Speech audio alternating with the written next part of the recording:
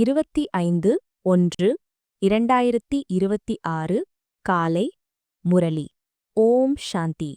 அவ்யக்த பாப்தாதா ரிவைஸ் 2/4/2008.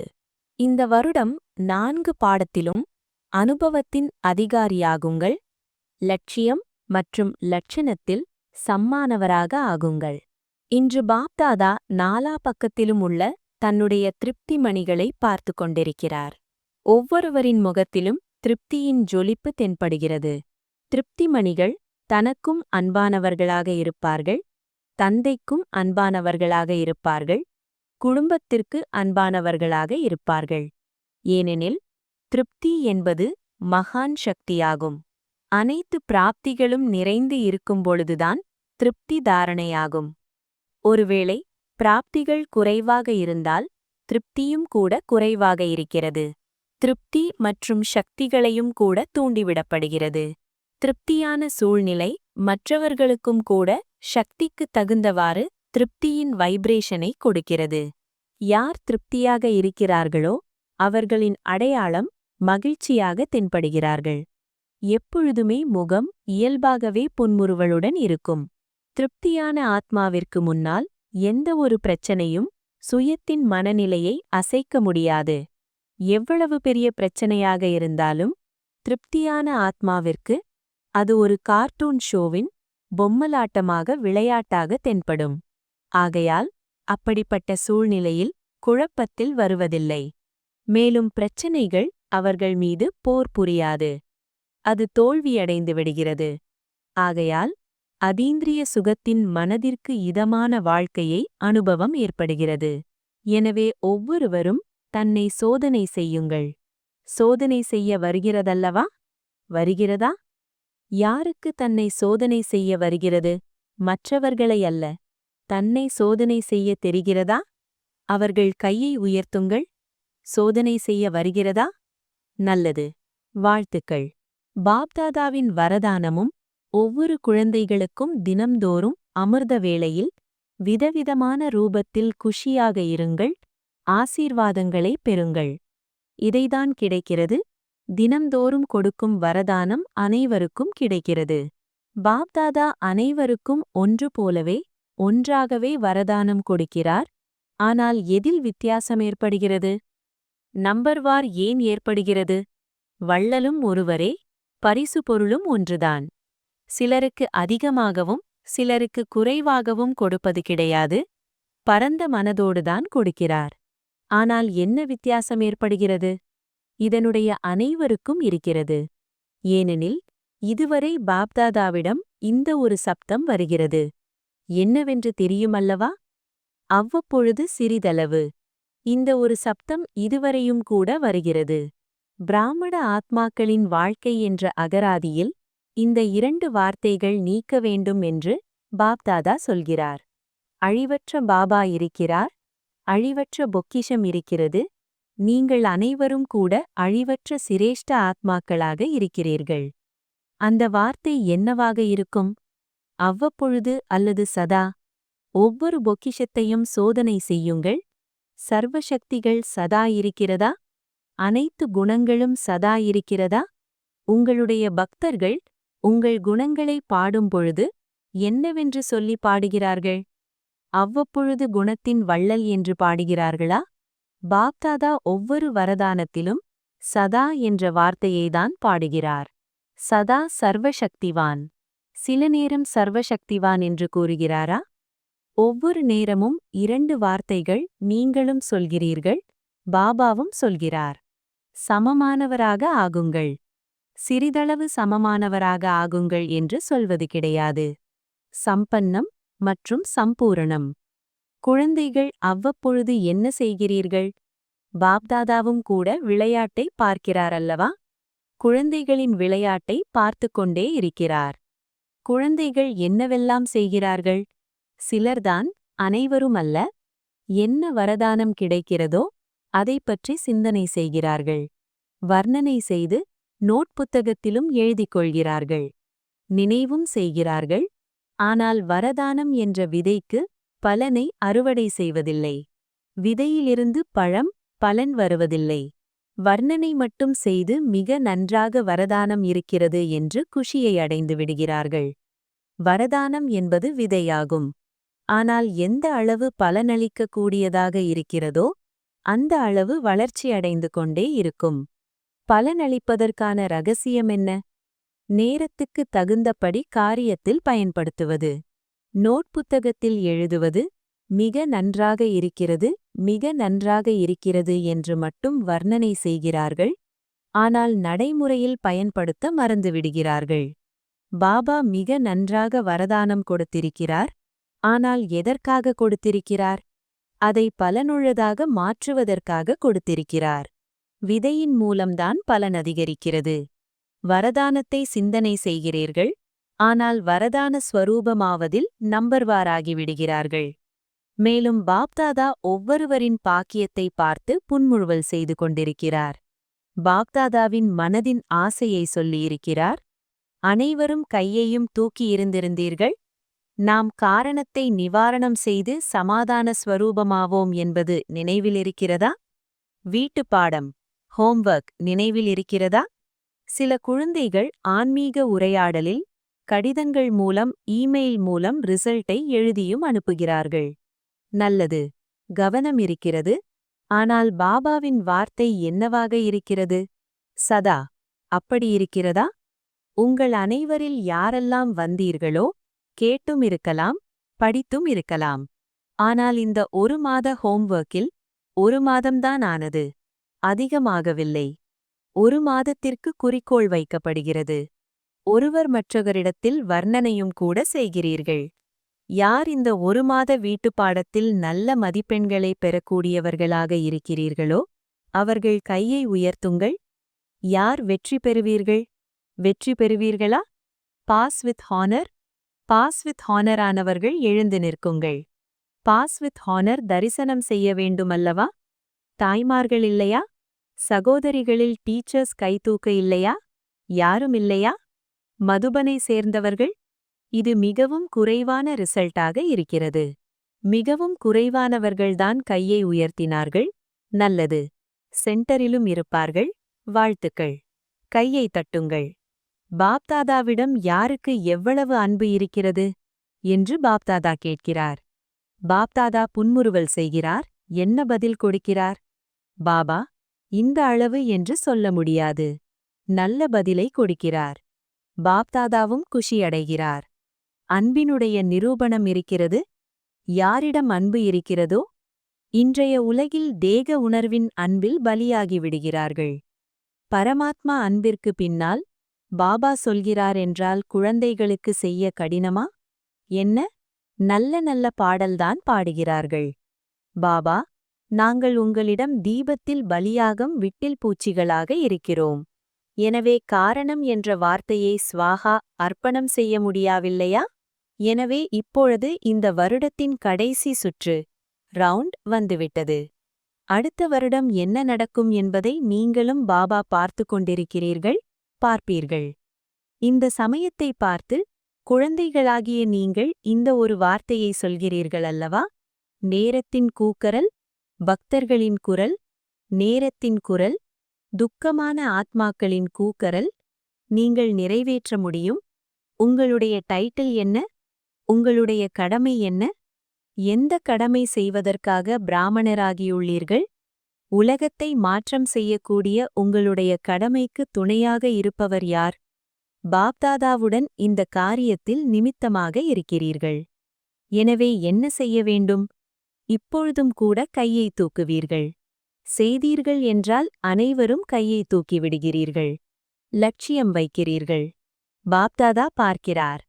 முழுவதும் இந்த வருடத்தின் சீசனில் அனைவரும் சங்கல்பம் செய்தீர்கள். வெற்றிக்கான சாவி திடத்தன்மை. செய்தே ஆக வேண்டும். அதற்கு பதிலாக அவ்வப்பொழுது செய்து கொண்டிருக்கிறோம், போய்க் கொண்டிருக்கிறது. செய்துவிடுமோம். இந்த எண்ணம் திடத்தன்மையை சாதாரணமாக்கி விடும். திடத்தன்மையில் காரணம் என்ற வார்த்தையே வராது. நிவாரணம் கிடைத்துவிடும். காரணம் வந்தாலும் கூட சோதனை செய்யும் பொழுது காரணம் நிவாரணமாகிவிடும். பாப்தாதா ரிசல்ட்டை சோதனை செய்யும் பொழுது என்ன பார்த்தார்? ஞானம், யோகா, தாரணை ஸ்வரூபம், சேவாதாரி. இந்த 4 பாடத்திலும் ஒவ்வொருவரும் அவரவர் தகுதிக்கு தகுந்தவாறு ஞானத்தை, யோகத்தை, தாரணையையும் செய்து கொண்டிருக்கிறார்கள், சேவையும் கூட செய்து கொண்டிருக்கிறார்கள். ஆனால் 4 பாடத்திலும் அனுபவ ஸ்வரூபத்தில், அனுபவத்தின் அதிகாரியில், அதில் குறைபாடு தென்படுகிறது. அனுபவ ஸ்வரூபம், ஞான ஸ்வரூபத்திலும் கூட. அனுபவ ஸ்வரூபம் என்றால் ஞானம், என்ன செய்ய வேண்டும், என்ன செய்யக்கூடாது, ஞானத்தின் லைட் மற்றும் மைட் ஆகும். எனவே அனுபவ ஸ்வரூபம் என்றாலே ஞானம் நிறைந்த ஆத்மாவின் ஒவ்வொரு செயலும் லைட் மற்றும் மைட் இயல்பாக இருக்க வேண்டும். ஞானி என்றாலே ஞானம் நிறைந்தவர். ஞானத்தை தெரிந்து கொள்வது வர்ணனை செய்வதன் கூடவே ஒவ்வொரு செயலிலும் லைட் மைட்டாக இருக்க வேண்டும். அனுபவ ஸ்வரூபத்தின் மூலம் ஒவ்வொரு செயலும் இயல்பாக, சிரேஷ்டமானதாக மற்றும் வெற்றி பெறும். கடின உழைப்பு செய்ய வேண்டியிருக்காது, ஏனென்றால் ஞானத்தின் அனுபவசாலியாக இருக்கிறீர்கள். அனுபவத்தின் அத்தாரிட்டி அனைத்து அத்தாரிட்டியை விட சிறந்தது. ஞானத்தை தெரிந்து கொள்வதற்கும் ஞான ஸ்வரூபத்தின் அத்தாரிட்டியிலிருந்து ஒவ்வொரு செயலை செய்வதற்கும் வித்தியாசமிருக்கிறது. அனுபவசாலியாக இருக்கிறீர்களா? சோதனை செய்யுங்கள். 4 பாடத்திலும் ஆத்மாவாக இருக்கிறேன், ஆனால் அனுபவ ஸ்வரூபமாக இருந்து செயல்புரிகிறீர்களா? அனுபவத்தின் அத்தாரிட்டி என்ற இருக்கையில் அமர்ந்திருந்தால் சிரேஷ்ட காரியம், வெற்றி ஸ்வரூபம் நிறைந்த செயலின் அத்தாரிட்டிக்கு முன்னால் இயல்பாகவே தென்படும். யோசிக்கிறீர்கள், ஆனால் அனுபவ ஸ்வரூபமாக வேண்டும். யோகயுக்த், இராஜயுக்த் இயல்பாக இருக்கும். தாரணையிலும் கூட அனைத்து குணங்களும் தானாகவே ஒவ்வொரு செயலிலும் தென்படும். அப்படிப்பட்ட அனுபவ ஸ்வரூபத்தில் சதா இருக்க வேண்டும். அனுபவம் என்ற சீட்டில் செட்டாக வேண்டும். இதில் கவனம் வைக்க வேண்டும்.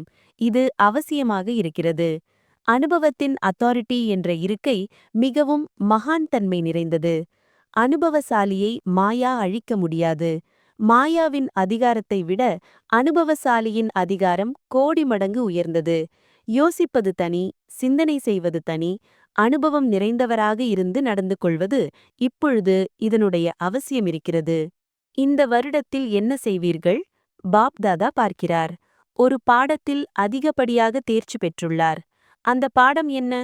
சேவை என்ற பாடத்தில் நாலாபுறத்திலிருந்தும் பாப் தாதாவிடம் சேவைக்கான மிக நல்ல நல்ல செய்திகள் வருகின்றன. மேலும் உற்சாகமான செய்திகள் இந்த வருடத்தின் கணக்குப்படி நன்றாக காண்பித்துள்ளீர்கள். ஒவ்வொரு பிரிவினரும், ஒவ்வொரு ஜோனும் விதவிதமான ரூபத்தில் சேவையில் வெற்றியடைந்துள்ளார்கள். இதற்காக பாப் தாதா ஒவ்வொரு ஜோனிற்கும், ஒவ்வொரு வர்க்கத்தினருக்கும் பல கோடி மடங்கு வாழ்த்துக்களை கொடுத்து கொண்டிருக்கிறார். வாழ்த்துக்கள். நல்ல நல்ல திட்டங்களை உருவாக்குகிறீர்கள். ஆனால் இப்பொழுது நேரத்திற்கு தகுந்தபடி அஷானக், அதாவது எதிர்பாராவிதமான சீசனாக இருக்கிறது. இந்த வருடத்தில் எத்தனை பிராமணர்கள் திடீரென்று சென்றுவிட்டனர் என்பதை நீங்கள் பார்த்திருக்கலாம், கேட்டிருக்கலாம். திடீரென்று ஒலிக்கும் மணி இப்பொழுது மிக வேகமாக ஒலித்துக் கொண்டிருக்கிறது. அதன்படி இப்பொழுது இந்த வருடத்தில் 4 பாடத்திலும் அனுபவ ஸ்வரூபமாக எந்தளவு ஆகியிருக்கிறேன்.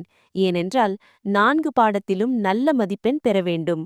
ஒருவேளை ஏதாவது ஒரு பாடத்தில் தேர்ச்சிக்கான மதிப்பெண்ணை, அதாவது பாஸ் வித் ஆனரின் மாலை பாப்தாதாவின் கழுத்து மாலையாக எப்படி ஆவீர்கள்? ஏதாவது ஒரு விதத்தில் தோல்வியடைபவர்கள் பாபாவின் கழுத்துமணி மாலையாக முடியாது. மேலும் இங்கு கையை உயர்த்தும் பொழுது அனைவரும் என்ன சொல்கிறீர்கள்? லக்ஷ்மி நாராயணனாவோம். லக்ஷ்மி நாராயணராக அல்லது லக்ஷ்மி நாராயணரின் குடும்பத்தில் உறுப்பினராக இருப்பது அப்படியாவது கூட உயர்ந்த பதவியாக இருக்கிறது. ஆகையால் ஒரே ஒரு வார்த்தையை மட்டும் சொல்கிறார். இப்பொழுது மிக வேகமாக பறக்கும் கலையில் பறந்து கொண்டே இருங்கள் மற்றும் தனது பறக்கும் கலையின் வைப்ரேஷன் மூலம் வாயு மண்டலத்தை, அதாவது சுற்றுப்புற சூழலை அமைதி நிறைந்ததாக, உயர்ந்ததாக உருவாக்குங்கள். இயற்கையை மாற்றம் செய்து காட்டுவோம் என்று நீங்கள் அனைவரும் இயற்கைக்கு சவால் விட்டீர்கள், உறுதிமொழி செய்துள்ளீர்கள் அல்லவா? உறுதிமொழி செய்துள்ளீர்கள் தானே? தலையை ஆட்டுங்கள், கையை அல்ல. எனவே தன் இனத்தை சேர்ந்த மனித ஆத்மாக்களை துக்கம் மற்றும் அசந்தியிலிருந்து மாற்றத்தை கொண்டு வர முடியாதா? முதலாவது, நீங்கள் உறுதிமொழி செய்துள்ளீர்கள். இரண்டாவது, பாப்தாதாவிற்கும் கூட உறுதிமொழி செய்திருக்கிறீர்கள். நாங்கள் அனைவரும் உங்களுடைய காரியத்திற்கு கூடவே இருக்கிறோம். பரந்தாமத்திலும் கூடவே இருக்கிறீர்கள். மேலும் ராஜ்யத்திலும் பிரம்மா கூடவே இருக்கிறோம். இந்த உறுதிமொழியை செய்தீர்கள் இல்லையா? எனவே கூடவே வருவோம், கூடவே இருப்போம். மேலும் இப்பொழுதும் கூடவே இருக்கிறோம். எனவே பாபாவின் இஷாரா நேரத்திற்கு ஏற்றவாறு நடைமுறையில் பார்த்து கொண்டிருக்கிறோம். அஷானக், எவர் ரெடி. தாதிஜி அவர்கள் சென்று விடுவார்கள் என்று நினைத்தீர்களா என்ன? திடீரென்று விளையாட்டை பார்த்தீர்கள்தானே? இந்த வருடத்தில் எவர் ரெடி. பாபாவின் மனதின் ஆசையை நிறைவேற்றக்கூடிய ஆசைகளின் தீபமாகியே தீர வேண்டும். பாபாவின் ஆசைகளை தெரிந்துள்ளீர்கள். ஆக வேண்டுமா? ஆகிவிடலாம். பார்த்து கொள்ளலாம். யார் ஆகியே தீர வேண்டும் என்று புரிந்துள்ளீரோ அவர்கள் கையை உயர்த்துங்கள். கேமராவில் வந்து கொண்டிருக்கிறீர்கள் பாருங்கள். பாப்தாதாவை மிகவும் நன்றாக குஷிப்படுத்துகிறீர்கள். பாப்தாதாவும் கூட குழந்தைகள் இல்லாமல் தனியாக செல்ல முடியாது. பாருங்கள், பிரம்மா பாபாவும் கூட குழந்தைகளாகிய உங்களுக்காக முக்தியின் கதவை திறப்பதற்காக காத்து கொண்டிருக்கிறார். அட்வான்ஸ் பார்ட்டியை சேர்ந்தவர்களும் காத்து கொண்டிருக்கிறார்கள். நீங்கள் ஏற்பாடு செய்யக்கூடியவர்களாக இருக்கிறீர்கள். நீங்கள் காத்திருக்கும் நபர்கள் அல்ல, ஏற்பாடு செய்பவர்கள். அதனால் இந்த வருடம் லட்சியம் வையுங்கள். ஆனால் லட்சியம் மற்றும் லட்சணத்தை சமமாக வையுங்கள். லட்சியம் உயர்ந்தாக இருக்கிறது, ஆனால் லட்சணத்தில் குறைபாடு இருக்கிறது என்பது போல் இல்லை. லட்சியம் மற்றும் லட்சணம் சமமாக இருக்க வேண்டும். உங்களுடைய மனதின் ஆசை சமமானவராவது. லட்சியம் மற்றும் லட்சத்தில் கொஞ்சம் கொஞ்சம் வித்தியாசம் இருக்கிறது. மிக நன்றாக திட்டங்களை உருவாக்குகிறீர்கள். தங்களுக்குள் மிக நன்றாக ஆன்மீக உரையாடல் செய்கிறீர்கள். ஒருவர் மற்றவருக்கு கவனத்தையும் கொடுக்கிறீர்கள். இப்பொழுது திடத்தன்மை நம்முடைய பிறப்புரிமை. இந்த எண்ணத்தை அனுபவ ஸ்வரூபத்தில் கொண்டு வாருங்கள். எதை சொல்கிறேனோ அதை அனுபவத்தில் கொண்டு வருகிறேனா என்பதை சோதனை செய்யுங்கள். நான் ஒரு ஆத்மா என்ற முதல் வார்த்தையை சோதனை செய்யுங்கள். ஆத்மஸ்வரூபத்தின் அனுபவபூர்வமாக அத்தாரிட்டி ஸ்வரூபமாக இருக்கிறேன். ஏனென்றால் அனுபவ அத்தாரிட்டி தான் நம்பர் 1ஆக இருக்கிறது. நல்லது. எப்படிப்பட்ட சூழ்நிலையிலும் சுயநிலையில் நிலைத்திருக்க முடியுதா? மனதினுடைய ஒருமுகப்படுத்தும் தன்மை நன்றாக இருக்கிறது. 3 புள்ளிகளின் நினைவு ஸ்வரூபத்தில் இருக்க முடியுமல்லவா? முற்றுப்புள்ளி போதும். நல்லது. இப்பொழுது ஒரு நொடியில் நான் பாப்தாதாவின் இதய சிம்மாசனதாரி என்ற சிரேஷ்ட சுயமரியாதையில் இருக்கிறேன். இந்த ஆன்மீக சுயமரியாதையின் நஷையில் நிலைத்திருங்கள். இதய சிம்மாசனதாரி ஆத்மா. இந்த அனுபவத்தின் அன்பில் மூழ்கிவிடுங்கள். நல்லது. நாலா பக்கத்திலுமிருந்து மிகவும் அன்பான, சதா பாபாவின் அன்பில் மூழ்கியிருக்கக்கூடிய, சதா சுயமரியாதையில் இருக்கக்கூடிய, சுயராஜ்ய அதிகாரியான விசேஷ ஆத்மாக்களுக்கு நாலாபுறத்திலுமிருந்து சிறகுகளால் பறக்கக்கூடிய மற்றும் தன்னுடைய மனதின் வைப்ரேஷன் மூலம் வாயுமண்டலத்தை, அதாவது சுற்றுப்புற சூழலை அமைதி நிறைந்ததாக, உயர்ந்ததாக உருவாக்கக்கூடிய, அனைவருக்கும் பாபாவின் செய்தியை கொடுத்து துக்கத்திலிருந்து விடுபட்டு முக்தியின் ஆஸ்தியை கொடுக்கக்கூடிய, சதா திடத்தன்மையின் மூலம் வெற்றியை அடையக்கூடிய, அதுபோல நாலா பக்கத்திலுமிருந்து இதயங்களுக்கு நெருக்கத்தில் இருக்கும் மற்றும் நெருக்கத்தில் கொண்டு வரக்கூடிய அனைத்து குழந்தைகளுக்கும் மனதார இதயபூர்வமான ஆசிர்வாதங்கள், அன்பு நினைவுகள் மற்றும் நமஸ்காரம். வரதானம். தர்மம் மற்றும் கர்மம் இரண்டும் சரியாக சமநிலையில் வைக்கக்கூடிய திவ்ய மற்றும் சிரேஷ்ட புத்தி நிறைந்தவராகுக. செயல் செய்யும் பொழுது தர்மம், அதாவது தாரணையும் கூட சம்பூரணமாக இருந்தால், தர்மம் மற்றும் கர்மத்தின் இரண்டும் சமமாக சரியாக இருப்பதால் பிரபாவம் அதிகரிக்கும். செயல் முடிந்த பிறகு தாரணை நினைவில் வருகிறது என்பதல்ல. புத்தியில் 2 விஷயங்களும் சமமாக சரியாக இருந்தால் சிரேஷ்ட திவ்ய புத்தியுடையவர் என்று சொல்லலாம். இல்லையென்றால் சாதாரண புத்தி, செயலும் சாதாரணம், தாரணை சாதாரணமாக இருக்கும். எனவே சாதாரண தன்மையில் சமநிலையை கொண்டு வர முடியாது. ஆனால் சிரேஷ்ட தன்மையில்தான் சமநிலை இருக்கும். காரியம் சிரேஷ்டமாக இருப்பதைப் போல தாரணையும் கூட சிரேஷ்டமாக இருக்கும். ஸ்லோகன். தன்னுடைய மனம் புத்தியை அனுபவம் என்ற இருக்கையில் அமர்ந்துவிட்டால் ஒருபோதும் அப்செட் வராது. அவ்யக்த இஷாரே. இந்த அவ்யக்த மாதத்தில் பந்தனத்திலிருந்து விடுபட்டு ஜீவன் முக்தி ஸ்திதியின் அனுபவம் செய்யுங்கள். ஞானஸ்வரூபம். மாஸ்டர் ஞானம் நிறைந்தவர். மாஸ்டர் சர்வசக்திவான் ஆன பிறகும் ஒருவேளை யுக்தியுக்தாக செயல் செய்யவில்லை என்றால் இந்த கர்ம பந்தனம் அஞ்ஞான காலத்து கர்ம பந்தனத்தை விடவும் பல கோடி மடங்கு அதிகமாக இருக்கும். இந்த காரணத்தினால் பந்தன் முக்த் ஆத்மா சுதந்திரமில்லாத காரணத்தினால் எதை விரும்புகிறார்களோ அதை செய்ய முடியவில்லை. ஆகையால் யுக்தி யுக்து கர்மத்தின் மூலம் முக்தியை அடையுங்கள். ஓம் சாந்தி.